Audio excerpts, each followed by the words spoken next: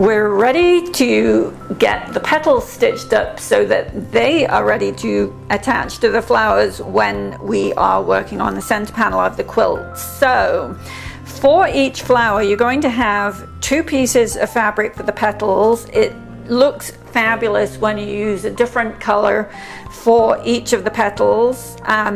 We're stitching the center onto the white background, so we've actually got the darker color for the front of the petals and the lighter color for the back of the petals. So for each of the flowers, we've got the 2 pieces of fabric for the petals, we've got the flower applique, and we've got the center piece of fabric with 2 pieces of batting. So when we put the petals on, we're going to end up with kind of a divot in the center of the flower. So one of the pieces of batting is to fill that divot, and the second piece of batting is to smooth everything over before we put the center on. And you can see I fussy cut the centers. Looks super fun.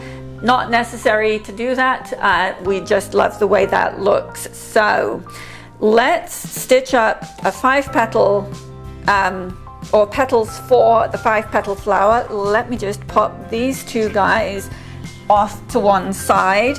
We're going to put the applique over to the side for now because we're literally just stitching up the petals. So I've already loaded a piece of stabilizer into the hoop and stitched up color number 1.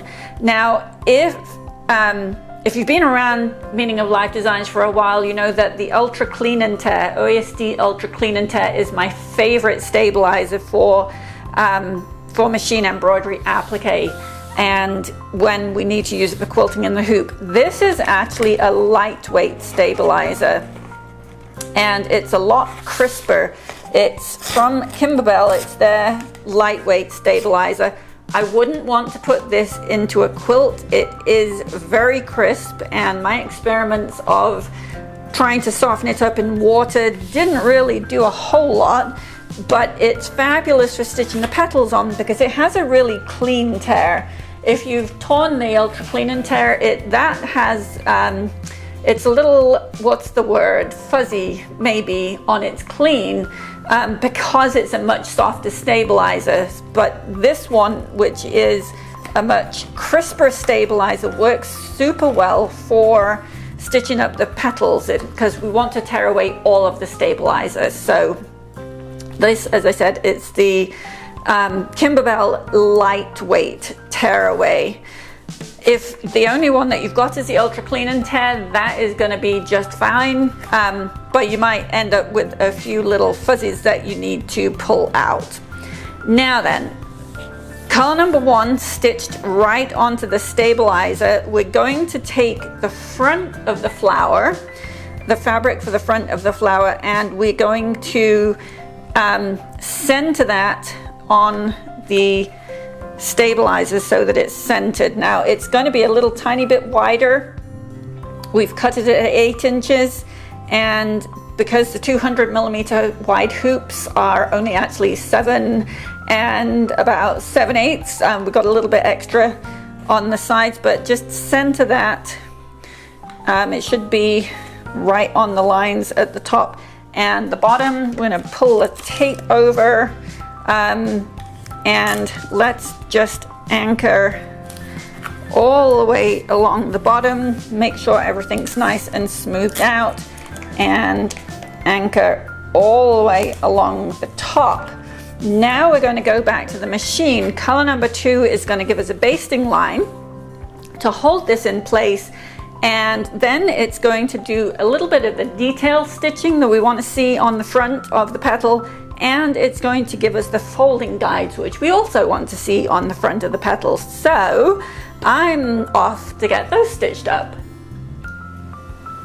The detail has been stitched, and these are the folding guides. So now that that has happened, that is everything that needs to show up on the front of the petals. We're going to take the back petal fabric and place that right side down right over the right over the front fabric, and we're going to hold that in place again with some Scotch Magic tape all the way along. I like to get the corners, especially so that nothing pulls. Now we're going to go back to the hoop, and it's going to stitch the seam line for the petals, and it's also going to give us a cutting guide, which makes it super easy to get some uniform seam allowances on these guys. So I will be back when I've got the next color stitched up. That is it. There's literally just 3 stitching lines, or 3 colors to stitch. There's the placement line on the stabilizer, there's the basting line with the detail stitching that goes on the front of the flower, and then there is this stitching, which is the seam line and a cutting guide. So highly recommend that you trim your jump threads not only on the top as you're going along, but also on the back. That just makes certain that you don't have lots of little threads, usually from the back, poking up all over the place where you don't want them. So now that we're done stitching, we are going to take this out of the hoop. We'll pop the hoop off to one side there. I'm actually going to use the rotary cutter to basically cut off the basting lines. So just helps to get everything separated.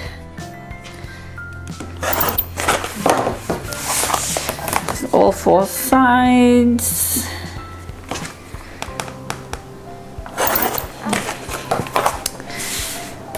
And then,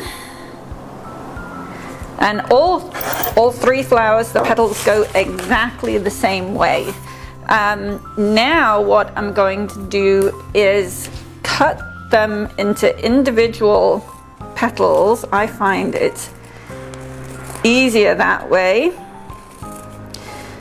So there's a bit going around and around for this particular one. And we'll cut straight across there.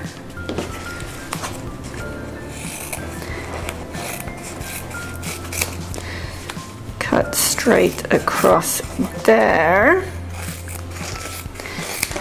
Okay, so now let me see. I'm going to zoom in just a little bit so that you've hopefully got a clearer view. And we've got the stitching line down here and the outside line. We basically want to cut those off. Maybe easier to see on the back.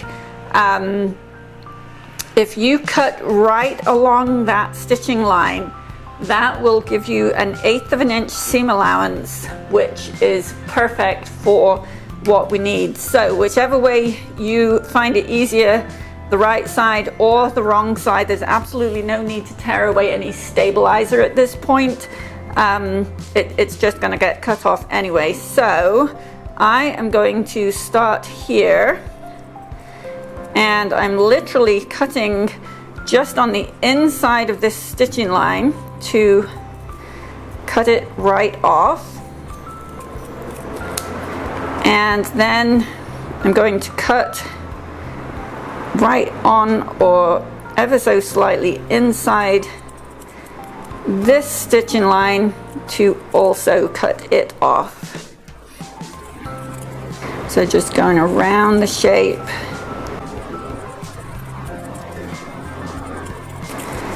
Doesn't have to be perfect. Now for the 5-petal flower, to give it a little bit more fullness, you can stitch 2 sets of petals and fold them a little bit more tightly so that it looks like there's just a little bit more going on. Okay, so once you've cut all the way around the outside, now you're going to tear the stabilizer away, and sometimes it's easier to use the tweezers just to grab the stabilizer. Should tear away pretty easily, and if you just tear it on these stitching lines first, then you should be able to get into there with a finger, just literally tearing it away. Now, in between the tram lines of the detailed stitching, I do not bother to tear that stabilizer away. On the edges, we've got a narrow little piece, and you want to get that away. I find it's easier to fold it first. You got a bunch of bias edges going on around here, so be a little bit careful. I ran into a challenge when I was working with the silk, especially because it was a silk dupioni. It was kind of had those slubby bits in it, and that gave me a little bit of a problem with some fraying. I haven't had that problem with the cotton fabrics though, but you just want to make sure that it is, the stabilizer is separated from the fabric, and give yourself a little fold, and that makes it easier to get the stabilizer torn away, especially if you haven't exactly cut the stitching line off. That's right there. Okay, so now I can pull it away.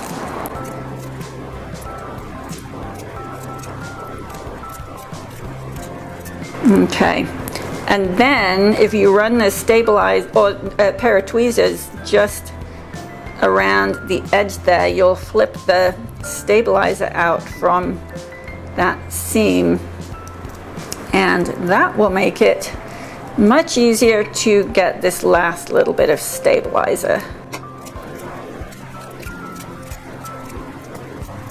Okay, if you really want to get this bit out, it should actually, if you just can use your tweezers, you should be able to just grab it and it will come away, although it's not super necessary to get it out. Now that I've started, we will continue. There, so the stabilizer is all gone. Now we are going to turn this right side out, and you want to use a pokey thing running around the inside just to get that seam looking really good. I do not like to use anything with a sharp point. Give me 1 second. I have a turning tool, this guy, and the point has actually, I think the very pointy thing kind of got lopped off, so it's got a sort of little rounded edge there. I don't want anything that's going to poke through, but I do like to run that around, and that really helps to push the seam out. So just run it all the way around the seam line there.